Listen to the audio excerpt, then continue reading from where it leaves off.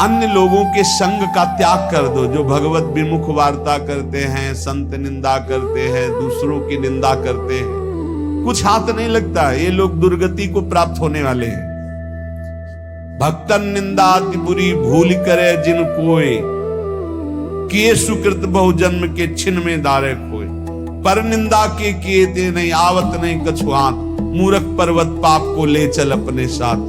तो अलम कश्यापि संगत्या, ऐसा संग मत करो जिनके पास बैठने से भक्त निंदा, जन निंदा, भगवत निंदा हो। ऐसे से दूर रहो, अलम बंद कर दो ऐसे लोगों का संग। रात दिन हम श्यामा श्याम का नाम जप करेंगे, श्यामा श्याम के लीला गुण गाएंगे, श्यामा श्याम के ही धाम का शोभा का चिंतन करेंगे। जब तुम अपना जीवन श्यामा श्याम के चरणों में न्यौछावर कर दोगे तो पूरा भार श्यामा श्याम ले लेंगे और तुम्हारे हृदय में मस्ती आ जाएगी। जो ऐसा निश्चयी होता है, दृढ़ निश्चयी, उसके अंदर दृढ़ विश्वास, तो उसके हर समय भगवान की स्फूर्ति होती रहती है। भारी प्रतिकूलता में भी भगवान का सानिध्य अनुभव होता है। वो अनुकूलता में तो भगवान के दुलार को देखता है, लेकिन प्रतिकूलता में भगवान की विशेष कृपा को देखता है। ये संयोग, ये वियोग, संसार की ये द्वंद्वमयी वृत्तियां भक्तों के हृदय में नहीं चुभती। बहुत ध्यान देने योग्य विषय है। तभी लोगों को ऐसा लगता है कि ऐसा कैसे हो सकता है। भक्त के चरित्रों को जब सुनते तो लगता है ऐसा कैसे हो सकता है, ऐसी परिस्थिति में भी ऐसा कैसे हो सकता है। क्योंकि तुम मानसिक बुद्धि से युक्त हो और वो भागवतिक स्थिति से युक्त है, इसलिए तुम उसको पार पा ही नहीं सकते। जब तुम अपना जीवन श्यामा श्याम के चरणों में समर्पित कर देते हो हृदय से, फिर उनकी कृपा से सब विघ्न दूर हो जाते, एक अपार मस्ती रहती है। नहीं तो शोक, विषाद, दुख, क्लेश, कष्ट, संताप, भय, उद्वेग, ये सदैव सताते रहते हैं। इसी से डिप्रेशन होता है। बार बार नकारात्मक चिंतन, शोक, विषाद, दुख, चिंता, क्लेश, संताप, भय, उद्वेग, यही पूरे मानसिक स्तर को नष्ट कर देते हैं। उत्साहहीन जीवन हो जाता है। जब तुम श्यामा श्याम को समर्पित हो जाते हो तो ये सब प्रवेश भी नहीं करते, एक अपार मस्ती बनी रहती है। अब क्या होगा? श्यामा श्याम जो करेंगे वही होगा। श्यामा श्याम पता नहीं कैसा करे, नहीं, वो सदैव मंगल भवन है, वो जो करते महामंगल होता है। यह निश्चय उपासक के हृदय में आ जाना चाहिए। इसलिए अपना सारा मन, सारी बुद्धि, सारा जीवन, प्रत्येक श्वास प्रभु को अर्पण कर दो। फिर देखो तुम निहाल हो जाओगे। बहुत प्रसन्नता रहेगी उस उपासक के जीवन में जो अपने आप को मन बुद्धि सहित प्रभु के चरणों में समर्पित कर दिया है। भगवान का आश्रय लेने वाले की पहचान है हर परिस्थिति में प्रसन्न रहना। देखो आप भगवद आश्रित हो कि नहीं, देखो अनुकूल परिस्थिति में तो सब प्रसन्न रहना, लेकिन प्रतिकूल परिस्थिति में प्रसन्न रहना ये भगवान के भक्तों का लक्षण है। हर परिस्थिति में प्रसन्न रहना ये भगवान के भक्तों का लक्षण है। आनंदघन भगवान का आश्रय मिलते ही आनंद छा जाता है हृदय में। उनके पास आनंद का अभाव होता ही नहीं है। जैसे सूर्य का प्रकाश, उदय होते ही सूर्य का प्रकाश संपूर्ण अंधकार को नष्ट कर देता है, ऐसे ही भगवान का संपूर्ण आश्रय लेते ही सब दुख, चिंता, शोक नष्ट हो जाते, आनंद ही आनंद। तुम भगवान के मंगलमय रूप को नहीं जानते हो, पर उनके मंगलमय भाव को, विधान को मानना शुरू कर दो। जो भी होता है मंगल में होता है। हमने जीवन में देखा है, अगर इधर कोई बहुत बड़ा सुख दिया तो देर नहीं लगेगी, 24 घंटे नहीं व्यतीत होंगे और ऐसे दुख दे देंगे, जिससे दोनों का समान भाव रख करके ना दुख में तुम भूलो प्रभु को, ना सुख में भूलो, सीधे भगवत मार्ग में चल। पूरे जीवन की बात देखा है। जब भगवान का भजन करने वाले की तन्मयता बढ़ती है भजन में, तो द्वेषी जन अपने आप तैयार हो जाते हैं। भक्त कभी किसी से द्वेष नहीं करता, अपने आप वो द्रोह करने लगते हैं। तो नरसिंह मेहता जी से बहुत गांव के कई लोग थे जो जलते थे, ऐसे जलते थे कि अब क्या करें, कैसे मिटा दे नरसिंह मेहता जी को। उपाय तो मिल नहीं रहा था। तो एक दिन संतों की मंडली आई और उन्होंने कहा कि हम रास्ते में कोई चोर आदि धन ना ले ले, इसलिए यहां से किसी की हुंडी चलती है क्या द्वारिका में? पहले ऐसा था। बोले हाँ हाँ, हमारे यहाँ बहुत बड़े सेठ है नरसिंह मेहता जी, पर आप कहोगे वो मना कर देंगे। कई बार कहोगे, अगर वो स्वीकार कर ले तो वहां आऊं। और उनका लक्ष्य था कि नरसिंह मेहता जी की तो खाने की भी सुविधा नहीं थी, हुंडी कहाँ की बात है। उनका था कि जब वो ना कहेंगे तो संतजन नाराज हो जाएंगे, अगर हाँ कह दिया तो वहां हुंडी चुकेगी नहीं, तो संतजन अपने आप इनको शाप दे देंगे, अपराध बन जाएगा, ये नष्ट हो जाएंगे। संतों को भेजा नरसिंह मेहता जी ने, सबकी दंडवत की, चरण पखाड़े। उनका ये इतना रुपया है, द्वारिका में साधु सेवा हम करेंगे, वहां तुम्हारी हुंडी चलती है, तो आप ऐसे। अरे उनका आप कहाँ बोल रहे हो, यहाँ खाने की भी व्यवस्था नहीं। बोले हमें सब पहले से बता दिया गया कि आप मना करोगे, बार बार मना मत करो, हमें पता है। तो ठाकुर जी की तरफ देखा, बोले क्या लीला है प्रभु, संतों से हम क्या कहें, ये ले रुपए। उस समय स्वर्ण की मोहरें चलती, बेच के बाजार से खूब उन संतों को पवाया, उन्हीं संतों की सेवा की। और उनका अपने सेठ का नाम तो बताओ जहां हमें जाके हुंडी मिलेगी। सेठ सावल सा सेठ।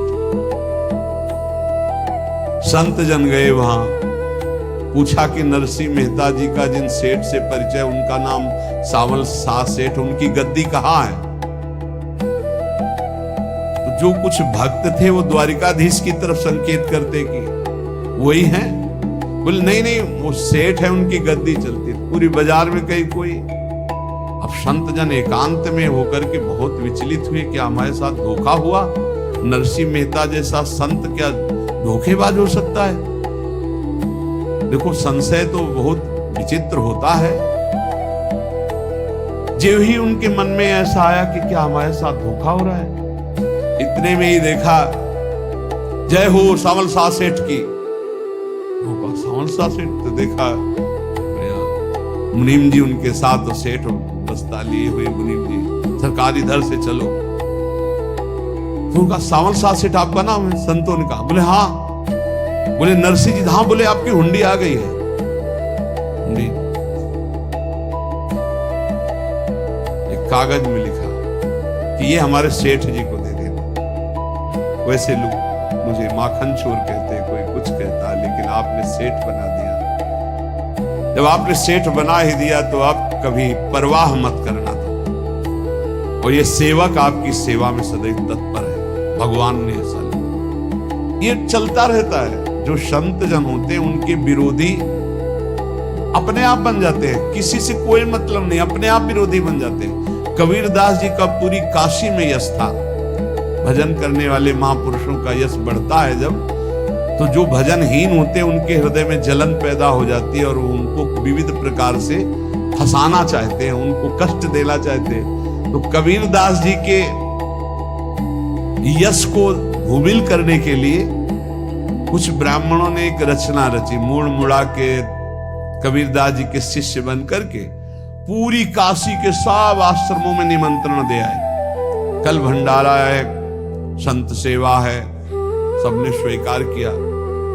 कबीरदास जी अपनी दिनचर्या करके निकले तो संत मंडली आने लगी। बोले कै बजे सेवा है? साधु सेवा। बोले कौन सी साधु सेवा? बोले कल आपके शिष्य जन निमंत्रण दे के आए, पूरी काशी के सब संत आ रहे हैं। कबीरदास जी ने कहा यार तो एक की भी व्यवस्था ली, पूरी काशी के संतान है।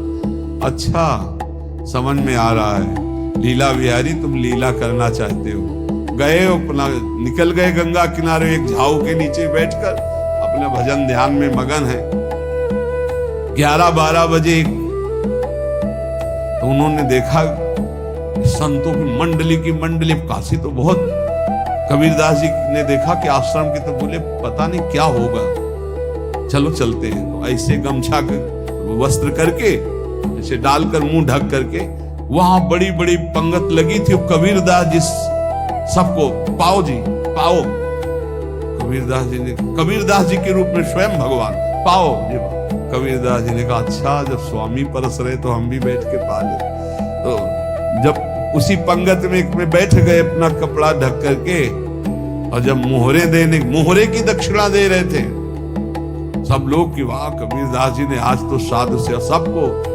जब कबीरदास जी के सामने आए तो ऐसे मुंह ढके, बोले देखो जो मेरा होता है उसे मुंह छुपाना नहीं पड़ता, मुंह ढकना नहीं पड़ता, लो दक्षिणा, तुम भी दक्षिणा लो। कबीरदास जी को कबीरदास जी दक्षिणा दे रहे, वो कबीरदास जी है भगवान, और ये पाले वाले कबीरदास जी है भगवान की जन। बिल्कुल चिंता, शोक, भय, उद्वेग रहित जीवन भगवत आश्रित। तुम भगवान के मंगल विधान में सदा सर्वदा प्रसन्न रहो। अब ये विचार कर लो कि भगवान जो करेंगे तुम्हारा मंगल करेंगे। अब थोड़ा ऐसा बीच में लगता है कि अमंगल हो रहा है क्या, लेकिन पक्का समझो बहुत बड़ा मंगल उनका विधान होता है, बहुत ही उत्तम मंगल होता है भगवान के शरणागत का। भगवान हमारे विचारों वाले नहीं है, हमारे विचार प्राकृतिक है, भगवान के विचार चिदानंदमय हैं। वो अपने विचार से हमारा मंगल करते हो, हम अपने विचार से मंगल चाहते हैं। भगवान के विचार से मंगल ही हमारा होगा, इसलिए कभी हमको चिंता, शोक, भय नहीं करना चाहिए। भगवान की ओर से कभी तुम्हारे लिए ऐसा विधान नहीं होगा कि तुम दुखी हो जाओ, बस तुम्हारी सोच हो सकती है, उसका परिणाम बहुत मंगल होगा। ये जो जगत की आशा है यही दुख प्रदान करती, सच्ची जगत की आशा ही दुख प्रदान करती है। अगर जगत से कोई संबंध न रखा जाए और भगवत भाव में रहकर तो बहुत अच्छा जीवन चलेगा। अपने कर्तव्य का पालन करो, परिवार को भगवत स्वरूप मानकर पोषण करो, किसी से कोई संबंध मत रखो, कोई आशा मत रखो, यही अध्यात्म सिखाता है। अपने आप भगवत स्वरूप, सबका व्यवहार मंगलमय और आपका जीवन मंगलमय। अपने घर में ऐसे रहो जैसे किसी अतिथि के घर में रह जाता है, चलना है, यहां से जाना है। कौन रहता है अपने घर में अतिथि की भांति? भगवान का भक्त। जाना है यहां से, अपनी प्रिया प्रीतम के पास जाना। ये हमारा घर नहीं है, यहाँ तो हम समय व्यतीत कर रहे हैं, अपनी आयु व्यतीत कर रहे हैं भगवत आराधना करते हुए। हमें जाना है प्रिया प्रीतम के पास। वास्तविक घर भगवान का धाम है हमारा, वास्तविक घर वाले प्रभु हैं हमारे, जो नित्य सच्चिदानंद भगवान के चरणों में अपने चित्त को समर्पित करता रहता है।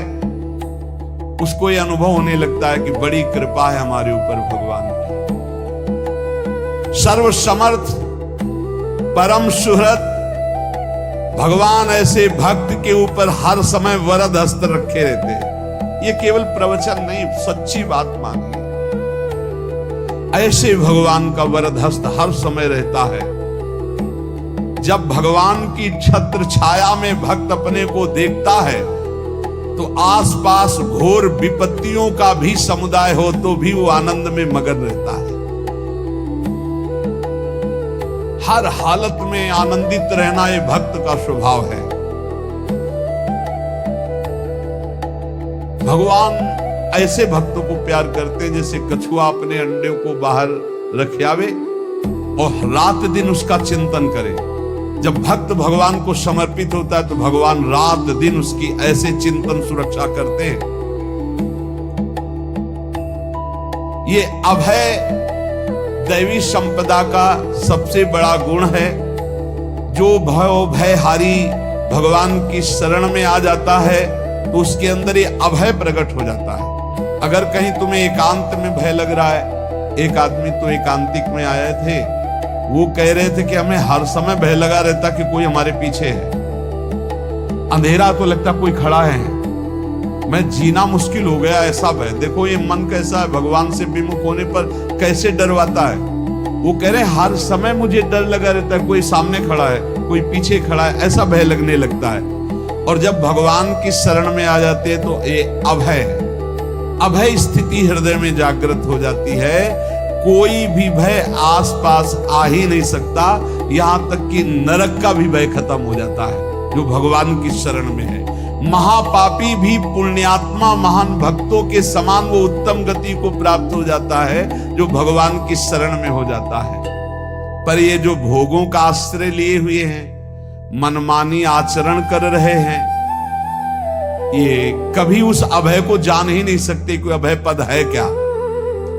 इनको तो कदम कदम पर शोक, भय और दुख की प्राप्ति होगी। कोई बचा नहीं सकता जो भोगों में लगे हैं, मनमानी आचरण कर रहे हैं। सारे जगत को अभय दान देने वाले भगवान हैं। भगवान का एक प्रण है, मम पन शरणागत भयहारी। जो मेरी शरण में आ गया उसके भय का मैं नाश कर देता हूं। साधना में अवस्था मन की मानी जाती है कि आप कितने अच्छे साधक हैं। यदि आपका मन भगवदाकार है, हर समय भगवत चिंतन चल रहा है, आपके स्वप्न भागवती का रहे हैं, आपके विचार भागवतिक हैं, तो आपकी अच्छी साधना हो रही। और यदि आपके स्वप्न गंदे आ रहे हैं, क्योंकि स्वप्न में मन का ही सारा खेल होता है, और आपकी चिंतन वृत्ति वासनात्मक चल रही, तो अभी साधना का प्रभाव मन पे नहीं पड़ा है। जिसका मन हर समय भगवत चिंतन करता रहता है, वो जीते जी जीवन मुक्त हो जाता, अनुभव होता है। जैसे किसी ने कहा कि हमें कैसे पता चलेगा कि हमारा काम हो गया है।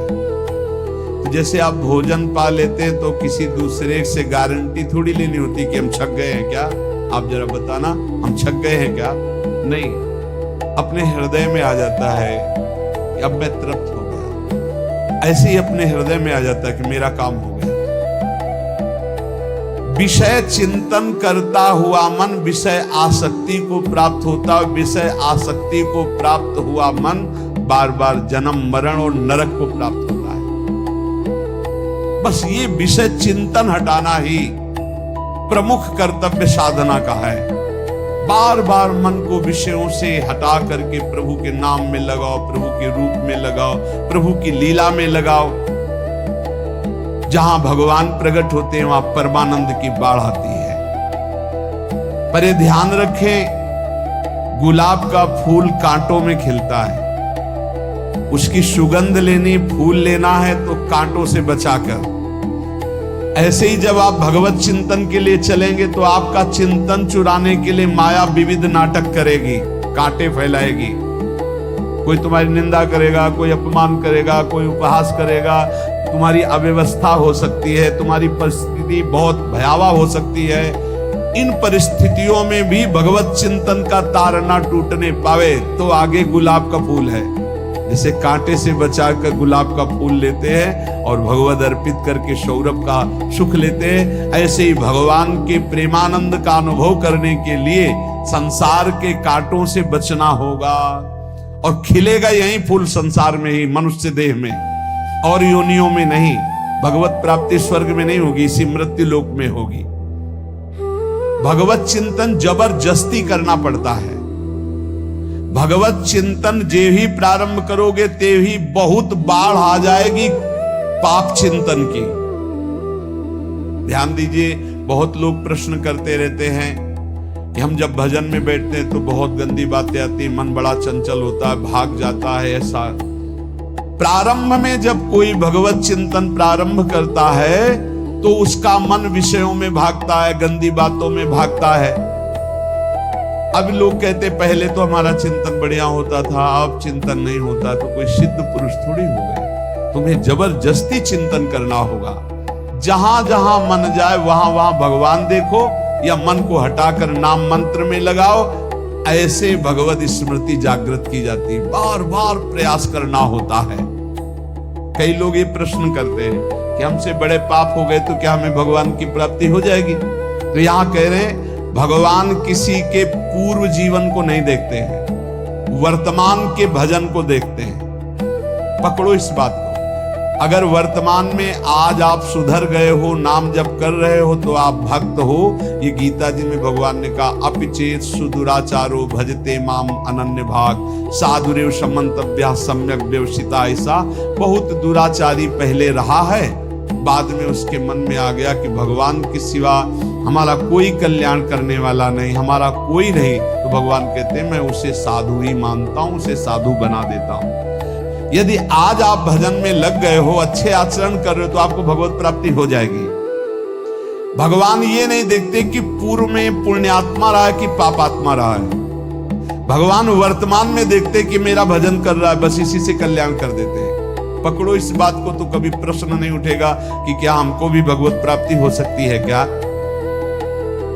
हमारा मन यदि श्री भगवान को चाहने लगे तो श्री भगवान हमारे मन में ही आकर बस जाएंगे। भगवान की रूप माधुरी में मन डूबने लगेगा। यथार्थ सत्य, जो भगवान से थोड़ा भी प्यार करने लगे हैं, उनके हृदय में भगवान की उनकी भावना के अनुसार झलक आने लगी है। हृदय में प्रभु के आते ही अनंत जन्मों के संस्कारों का नाश हो जाता है। इसलिए तुम अपने पहले वाले घृणित जीवन को याद भी मत करो, और उसको सोचकर जरा निराश भी मत हो।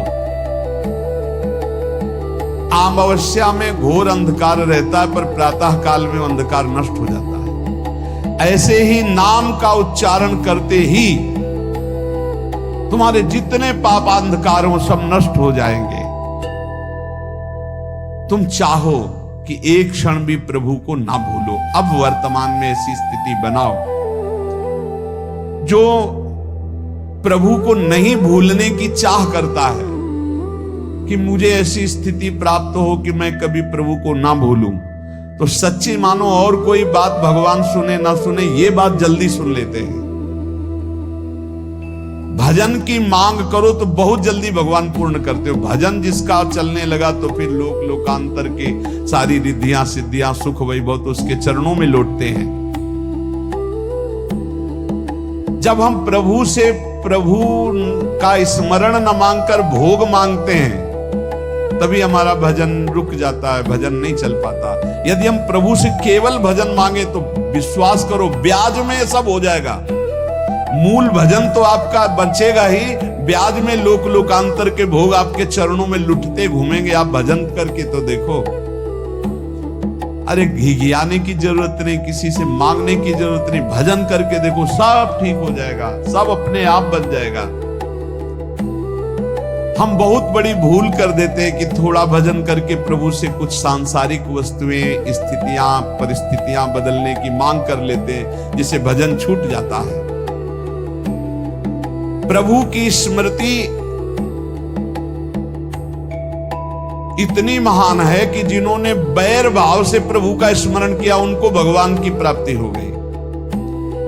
स्मृति में महान सुख है, पर वो जब भक्ति रस से युक्त स्मृति होती तब माधुर्य रस, प्रेम रस का अनुभव होता है। कल्याण तो वैर भाव से स्मरण करने वालों को भी प्राप्त हो गया। यदि आप भक्त हो और ये चाहते हो कि आपकी भागवती की स्थिति बहुत जोर की हो, तो हम आपसे प्रार्थना करते हैं कि रोज प्रभु से एक ही बात मांगिए, मुझे अखंड स्मृति दीजिए।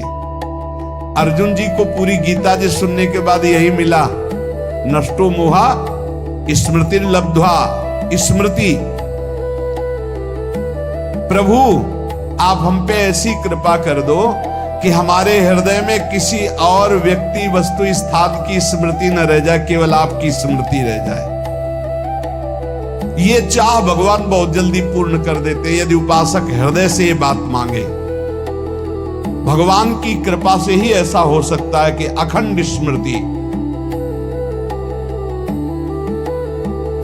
प्रभु से मन प्रतिपल नया नया स्वाद लेकर के आसक्त होता रहता है। नवम नवम, प्रभु कभी बासी नहीं होते।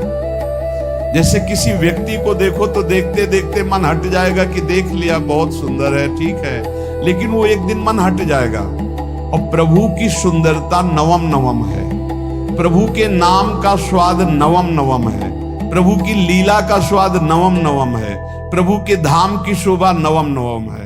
जैसे आचार्य महाप्रभु हरिवंश चंद्र जी कहते, नयो नेह नव रंग नयो रस नवल श्याम वृषभान किशोरी, नौ पीतांबर नवल चूनरी, नई नई बूंदन भींजत गोरी, नौ वृंदावन हरित मनोहर, नौ चातक बोलत मोर मोरी, नौ मुरली जो मल्हार नई गति, सब कुछ नया। तो नवम नवम प्रभु प्रतिपल नवम नवम प्रभु का रूप, प्रियाजू का नवम नवम, अबहीं और अबहीं और अबहीं और है। तो कहते हैं जब मन निरंतर स्मृति में डूबता है, तो जब प्रभु की रूप माधुरी प्रकाशित होती, तो ऐसी नवम नवम कि कभी ये नहीं होता कि रूप बासी हो गया। ये वही रूप है जो हमने अभी देखा था, नवम नवम। इसलिए आनंद की उफान आती रहती है उपासक के हृदय में। तुम विश्वास करो, तुम्हें बहुत सुंदर सुख मिलने वाला है, आगे अपार सुख मिलने वाला है। ये थोड़ा दुख का समय काट लो, जब तक जीवन है ये दुख सुख की लहर आती रहेगी, आप इसको सह जाओ, आगे बहुत आनंद है, विश्वास मान लीजिए, बहुत आनंद है। जो ये विश्वास कर लेता है वो प्रभु के मार्ग में चलकर प्रभु को प्राप्त कर लेता है। नहीं तो इतने रोड़े हैं कि आप ऊब जाओगे, बहुत रोड़े हैं। जो प्रभु के मार्ग में चलता है तो माया के बहुत से पार्षद अपना प्रभुत्व दिखाने उनके पास आते हैं, महिमा अपनी दिखाने, पर वो किसी वस्तु स्थिति अवस्था प्राणी पदार्थ का प्रभाव स्वीकार ही नहीं करता, क्योंकि भगवत स्मृति परायण है, भगवान की कृपा पर विश्वास है, इसलिए उसको कोई फंसा नहीं पाता। वो नित्य निरंतर प्रभु से घुला मिला रहने के कारण उसकी मस्ती में कोई फर्क नहीं पड़ता। माया का प्रभुत्व रखने वाले उसे फंसाने की चेष्टा करते हैं। वो कहीं दुखी सुखी नहीं होता, वो हर समय प्रसन्न रहता है। तुम देखो, हर समय प्रसन्न रहते हो? यदि नहीं तो तुम किसी व्यक्ति वस्तु का आश्रय लिए हुए हो, प्रभु का नहीं। अगर हां तो हर समय प्रभु का स्मरण चलना चाहिए, हर समय प्रभु के आश्रित हो, फिर देखना ये आनंद, ये प्रसन्नता क्या रूप रखती है। बड़े बड़े मस्त संतों को देखा, मस्त ऐसे उन्माद में मस्त है। उस सुख के लिए ललचाओ, कब तक जन्मते मरते रहोगे, कब तक बार बार दुख भोगते रहोगे, कब? बड़ा प्रपंच है ये। भगवान का स्मरण परम पुण्यात्मा पुरुष का हृदय माना जाता है, बहुत पवित्र हृदय, बड़ा पुण्यात्मा हृदय, जिसमें भगवान का स्मरण, भगवान का विस्मरण पापात्मा पुरुष, भयानक विपत्ति दुर्भाग्य आते हो। सुदृढ़ निश्चय करो, अब हम भगवान के स्मरण में अपना समय व्यतीत करेंगे। मेहनत करो, कार्य करने के लिए कोई मना नहीं, आप नौकरी करो, किसानी करो, व्यापार करो, पर अंदर अंदर भगवत स्मृति ही सबसे बड़ी स्थिति है। अब चाहे हम जीवित रहें, चाहे हमारे मरण जैसी विपत्ति आ जाए, चाहे सब हमसे हट जाए, चाहे सब हमको नमन करें, अब हम दृढ़ निश्चय करके केवल भगवान के स्मरण करते हुए इस संसार के बीच समय व्यतीत करेंगे। अब हम चूकने वाले नहीं, ये नियम लीजिए।